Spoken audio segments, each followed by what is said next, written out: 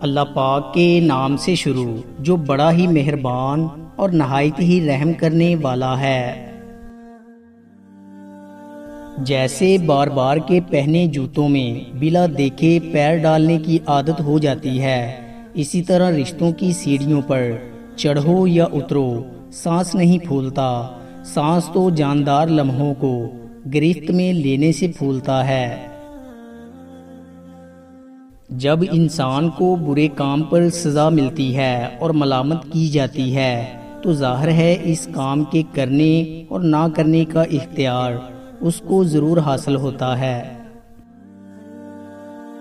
آہستہ آہستہ انسان دوسروں کو قائل کرنے کی کوشش چھوڑ دیتا ہے اور اسے سمجھ میں آ جاتا ہے کہ کس کی کتنی پرواہ کرنی ہے اور کس سے کتنا فاصلہ رکھنا ہے۔ زندگی سب کچھ تو سکھا دیتی ہے۔ انسان کمزور نہیں، نفس کمزور ہے، عمل میں تاخیر نہیں، نیت میں خلل ہے، وقت کی کمی نہیں، سستی کی لت ہے، انسان کا قحط نہیں، انسانیت کی تھوڑ ہے۔ حرص جب سورج جیسی درخشاں چیز کو نظر سے اوجھل کر سکتی ہے تو کیا تعجب ہے کہ دلیل کی طرف بھی پشت کر لے جو سورج کے برابر روشن نہیں ہو سکتی۔ گرنا بھی اچھا ہے، اوقات کا پتہ چل جاتا ہے، اور بڑھتے ہیں جب ہاتھ اٹھانے کو اپنوں کا پتہ چل جاتا ہے۔ جب تک انسان زندہ ہے وجدانی طاقت ہمیشہ اپنا کام کرتی رہتی ہے، بس ایسی چیز کا انکار کرنا جو کبھی معدوم نہیں ہوتی سراسر جہالت ہے۔ کتا سوتا ہے تو اس کی خواہشات کا ظہور نہیں ہوتا، مگر جب اس کی نظر گوشت پر پڑتی ہے تو بے تاب ہو کر اپنے شوق کا اظہار کرنے لگتا ہے۔ یہاں کتے سے نفس و شیطان مراد ہے، جن کی دوائی ان کے مطالب کے سامنے آنے پر ظاہر ہوتے ہیں۔ جنہیں غصہ آتا ہے وہ لوگ سچے ہوتے ہیں، میں نے جھوٹوں کو اکثر مسکراتے ہوئے دیکھا ہے۔ مخلوق کے ساتھ وابستگی رکھنے والا اپنے اعمال و افعال میں خالص نیت نہیں کر سکتا۔ اس کی نیتوں کی مختلف رنگ ہوتے ہیں۔ اگر وہ خدا کے لیے نیت کرتا ہے تو اس میں بھی کم از کم اپنی نجات اور حصول جنت کی نیت مضمر ہوتی ہے۔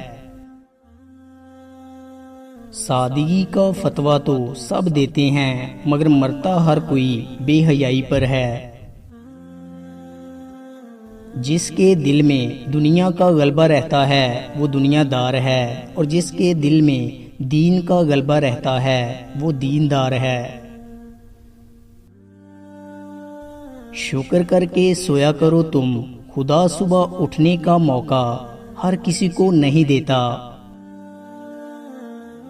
دوسروں پر رونے والے کبھی تھوڑی دیر بیٹھ کر خود پر رو کر دیکھ۔ عورت سے ہم بستری سے پہلے مرد کو چاہیے کہ اللہ تعالیٰ کی بارگاہ میں 2 نفل ادا کرے۔ اس عمل سے مرد کو طاقت ملتی ہے اور اولاد بھی نیک ہوتی ہے۔